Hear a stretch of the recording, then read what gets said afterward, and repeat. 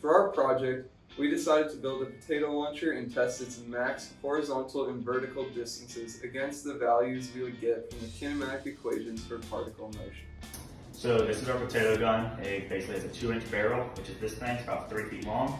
And then we have a 4-inch combustion chamber right here, which are held together by a coupling right here. It goes from 2 inches to 4 inches.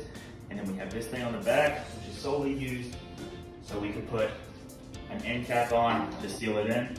We have this right here, which is our trigger mechanism. It is a grill switch. And basically we have this wire and this wire that come in. They connect to a nail that on the inside, whenever you click it, you get a little spark, and that's how it fires. To fire the potato gun and collect the data, we went to the IM fields. To collect the data, we recorded the cannon with a smartphone set up on a tripod. This allows Logger Pro to have the most accurate data. We used the Swiffer broomstick stuck in the ground at 100 feet from the launch point as a reference.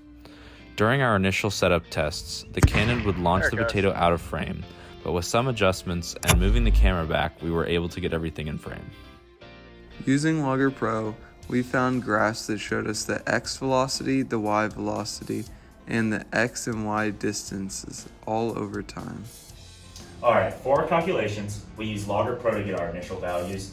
The velocity in the y direction initial is 35.912 feet per second. Our velocity in the x direction, which stays constant, is 106.758 feet per second, and our time is 2.135 seconds. Our acceleration in the y and our velocity of the apex, they're always the same.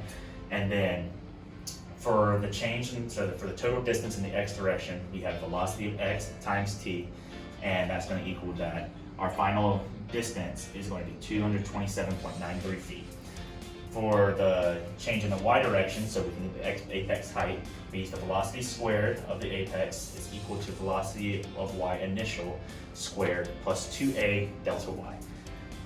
That gets the delta y is equal to the velocity of the f of the apex squared minus the initial velocity in the y direction squared divided by 2a. This leads to delta y is equal to 20.03 feet, or 20.03 feet.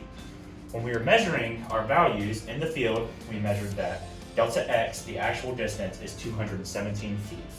And we actually measured that by hand. For delta y, we got the actual distance is 18.73 feet, and we measured that from Logger Pro using their measuring tool. For our percent errors, we went down here to calculate how far off we were, and we got the 227, which is our measured value, minus 217, our actual value, divided by the 227 again, times 100 to equal to 4.8%, which we were very happy with. For our percent error of the second one, for the y direction, we got the 20.03, which is our measured value, minus 18.73, which is our actual value, divided by 20.03, and we multiplied that by 100 as well to get 6.5%, which is our percent error for the y. We had 3 big areas of concern for our project.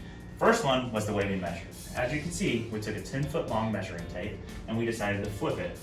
When we were doing this, it was not exactly in a straight line, and so the distances were off. So 217 could have been more like 210 or 215. Another thing was the way that we measured and gave it our scale in Logger Pro was we decided to stick a Swiffer handle into the ground, which was 40 inches tall after we measured. So that probably also wasn't the greatest way to measure. The biggest one, however, was air resistance and drag. We knew these would affect our numbers because the potato is not going to be able to get full flight based on kinematics because we were not accounting for air resistance and drag.